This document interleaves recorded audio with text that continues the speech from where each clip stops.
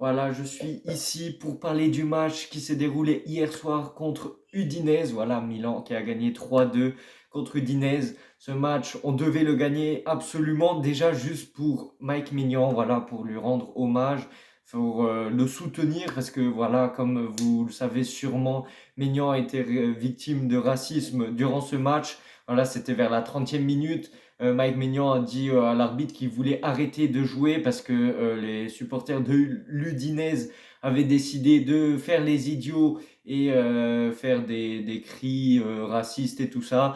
Voilà, je suis contre ça.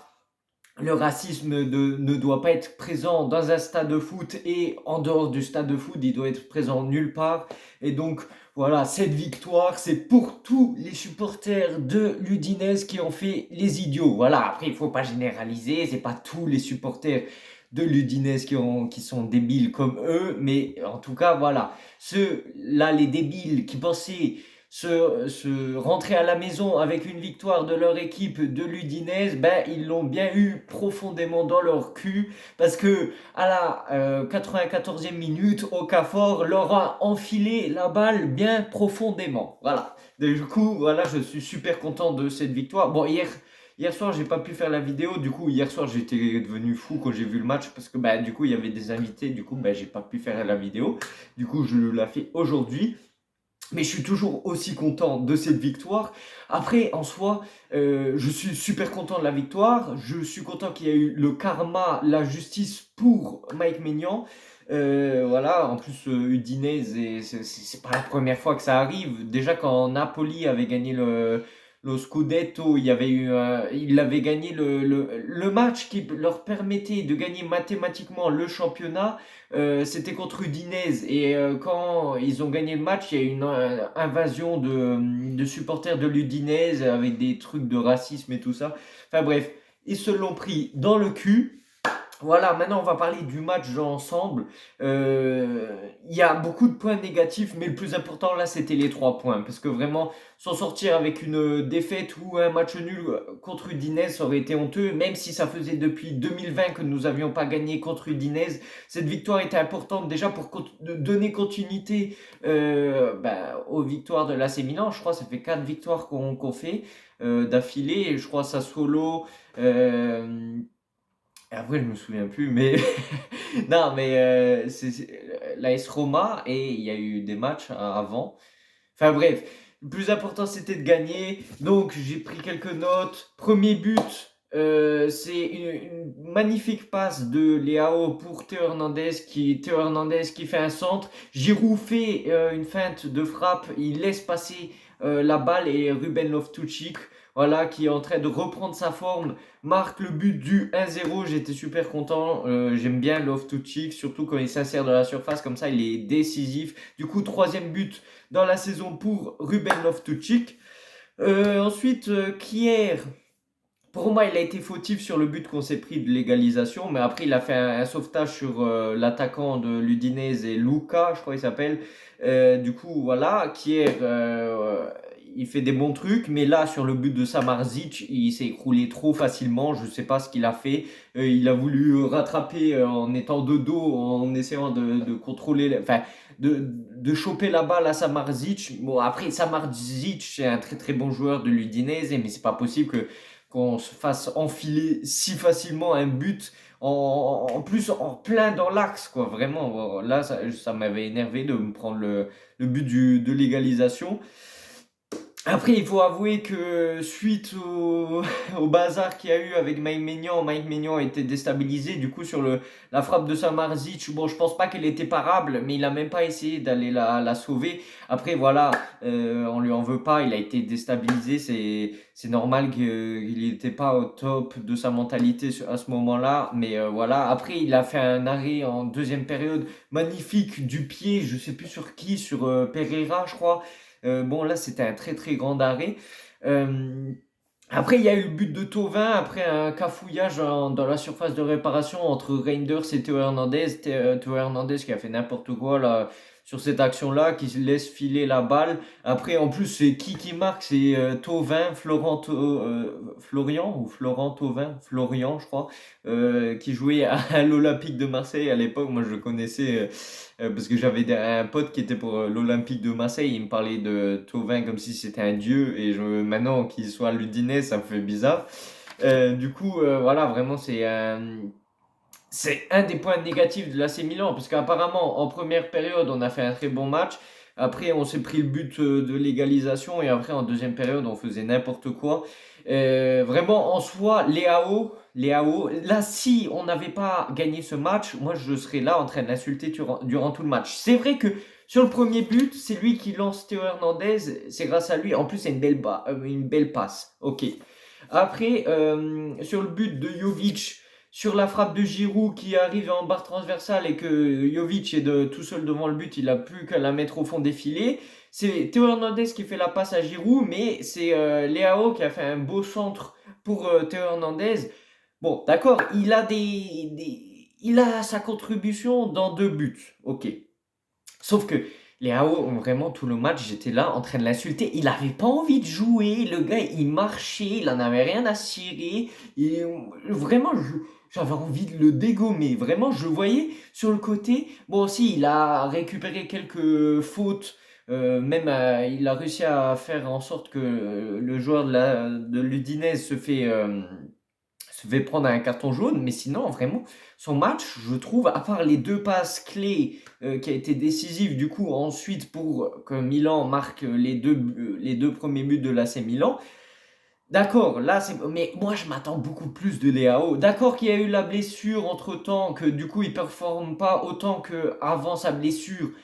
Mais moi, je m'attends plus de Léao. Et même là, c'est même pas une question de blessure, c'est une question, le gars, il marche sur le terrain, il en a rien à cirer. Sauf que, comme je l'ai déjà dit dans des dernières vidéos, à lui tout seul, il peut gagner la Serie A, il peut gagner le championnat tout seul, il peut gagner, surtout contre l'Udinese, il doit gagner le match tout seul, il doit mettre un triplé, tellement il a du potentiel celui-là. Mais c'est ça qui m'énerve, parce qu'il a un potentiel au-dessus de tout le monde, mais il exploite pas ce potentiel. Du coup, moi, je suis frustré. Vraiment, c'est comme si tu avais une Ferrari, tu roulais à 20, tout le long de ta vie, tu roulais à 20 km heure. Alors qu'une Ferrari, je sais pas, au moins tu l'envoies sur une piste pour aller rouler à 200, au moins un minimum, quoi. Enfin bref, j'espère que vous aurez compris ce que je voulais dire. Après, le plus important, c'était la victoire. Même si c'était mal barré, la victoire, nous avons réussi à faire la remontée. Voilà, après être mené 2-1, c'était pas facile, surtout qu'on s'est pris plein de coups sur la tête. Notamment, quand on gagnait 1-0, Mike Mignon qui subit du racisme, et ça, c'est vraiment intolérable. Voilà, bien fait pour les supporters de l'Udinese et qui faisaient les cons. Après, il faut pas généraliser, hein, bien évidemment. Pas tous les supporters de l'Udinese sont comme ça, mais bon, voilà, il y en a beaucoup quand même. Malheureusement, il y en a trop à mon goût. Voilà, après le deuxième coup sur la tête, c'est le but de l'égalisation. Euh, le but de l'égalisation de Samardzic. Et après le but du 2-1 de Thauvin. En plus, vraiment un but débile qu'on se prend. Mais là, on a su remonter. Voilà, but de Jovic, je suis content. Bon, même si vous allez me dire, ouais, c'était immanquable ce but, tout ça. Il a su se trouver au bon endroit, au bon moment. Du coup, bien joué à toi, Jovic. J'ai l'impression Jovic, quand on est en train d'être mené, c'est toujours lui qui met des buts. Je me souviens quand de la Salernitana, on était mené 2-1, c'est lui qui a mis le but de l'égalisation. Du coup, voilà, mais merci Jovic. Même si là, en Coupe d'Italie, il avait vraiment été transparent. C'était contre qui qu'on avait joué aussi Fiorentina, où il était absent et il était invisible. Non, mais voilà, le principal, c'est qu'il a marqué. Troisième but, c'est sur corner à la 94e minute. Giroud qui la dévie de la tête. Okafor qui est tout seul au second poteau et qui la contrôle et qui marque un but. Mais moi, Okafor, vraiment, je l'adore. C'est un joueur, je sais pas pourquoi, je l'adore. Il a 4 buts cette saison alors qu'il était tout le temps blessé. Vraiment, j'espère qu'il se débarrassera enfin de ses blessures parce que Okafor, c'est un joueur. Vraiment, c'est une arme en plus pour l'AC Milan. Et de l'avoir sur le banc, vraiment, ça fait la différence. Quand il rentre, il est décisif. Moi, j'adore ce joueur, je ne sais pas pourquoi. Euh, Du coup, il était tout seul second poteau. D'habitude, c'est Milan qui concède des buts comme ça sur corner. D'habitude, il y a toujours quelqu'un qui s'absente là au second poteau, qui attend que la balle soit déviée. Et comme par hasard, hein, il n'y a personne au marquage, hein, toujours à l'AC Milan. Mais là, je suis content que c'est nous qui avons marqué sur corner pour une fois. Et voilà, c'est magnifique. Voilà, le karma pour les supporters de l'Udinese. Voilà, les 3 points étaient fondamentaux. Après, il y a le retour de l'Astérix. Je ne sais pas si vous vous souvenez, lors du Scudetto remporté par l'AC Milan, l'Inter avait un match en moins. Du coup, il y avait l'Astérix. Je ne sais pas si vous vous souvenez. Et nous étions premiers du championnat, mais avec l'Astérix, parce que l'Inter devait jouer le match contre Bologne. Du coup, l'Inter disait oui, mais tranquille, de toute façon, on va gagner le match contre Bologne. Vous pouvez enlever l'Astérix, vous rajoutez 3 points, parce que c'est sûr, on gagne contre Bologne. Et le match tant attendu de l'Inter qui devait jouer contre Bologne, du coup, pour enlever l'Astérix du match en moins qui leur manquait. Et du coup, ils avaient perdu ce match contre l'Udinese, c'était magnifique. C'est ce qui nous a permis de gagner ce match. En plus, il y avait eu un but contre son camp du gardien de l'Inter, Radou, il me semble. Enfin bref, c'était magnifique. Du coup, on a une arme en plus, c'est l'Astérix. Voir s'il nous porte le bonheur. Voilà, et je parle pas de l'Astérix, Astérix et Obélix, hein, bien évidemment. C'est l'Astérix, genre la petite étoile, genre en mode pour dire il manque un match. Milan a un match supplémentaire. Du coup, on va voir si ça nous porte bonheur. Du coup, nous sommes à 45 points. Bon, je vais mettre le classement là, voilà, c'est gratuit. Nous sommes rapprochés de l'Inter, mais l'Inter doit jouer encore des matchs. Après, le calendrier de l'Inter bientôt sera assez compliqué parce que du coup, ils devront jouer aussi contre la Fiorentina, il me semble, et contre la Juventus. Du coup, soit on gagne des points. Et après, nous, il faut qu'on pense à nous. Moi, j'ai pas envie de penser au Scudetto. Après, c'est plus fort que moi, hein. Comme j'ai dit dans les dernières vidéos, il y a 5% de chance pour moi qu'on puisse remonter et gagner le Scudetto, mais ça dépend de nous. Il faut pas regarder les autres. Si, c'est aussi grâce aux autres, parce que si les autres gagnent tous leurs matchs jusqu'à la fin de la saison, c'est clair que nous, on n'a qu'une chance de gagner. Mais nous, il faut qu'on pense à gagner tous nos matchs. Voilà, voir à l'instant T. Se focaliser sur un match après un match. Voilà, en plus, il faut profiter que l'Inter a joué la Super Coupe d'Italie, du coup, ils sont un peu plus fatigués. Il faut profiter du fait que nous, on a un match par semaine jusqu'en février, le 14 février ou le 15 février, où on va jouer contre Rennes en Ligue Europa. Du coup, il faut profiter de ça. Après, moi, je suis pas satisfait là d'avoir été mené par Udinese, mais au moins, on a prouvé qu'on a le mental qui est de retour. Voilà, comme l'année du Scudetto, on arrivait à faire des remontadas, chose que ça faisait longtemps que j'avais pu vu à l'AC Milan. Au moins, dès qu'on se prenait un but ou dès qu'on se faisait égaliser ou on se faisait mener au score, je voyais des joueurs qui étaient apeurés sur le terrain, qui arrêtaient de jouer et qui s'effondraient psychologiquement parlant. Et du coup, là, ça fait plaisir de revoir une remontada parce que limite, j'y croyais même plus. Mais voilà, il faut y croire jusqu'à la fin. Et du coup, encore force à toi, Mike Mignon. Je sais que tu vas pas voir ma vidéo, mais voilà. Soutenez-vous contre le racisme, voilà. Et voilà, nous avons gagné. Forza Milan sempre. Allez, du coup, on se retrouve excusez-moi, j'en perds les mots. On se retrouve dans une nouvelle vidéo. Je sais pas quand je vais sortir une prochaine vidéo, mais voilà, le week-end prochain, on joue contre Bologne. Voilà, attention à Bologne de Thiago Motta. Après, ils sont descendus un peu au classement. Ils étaient quoi?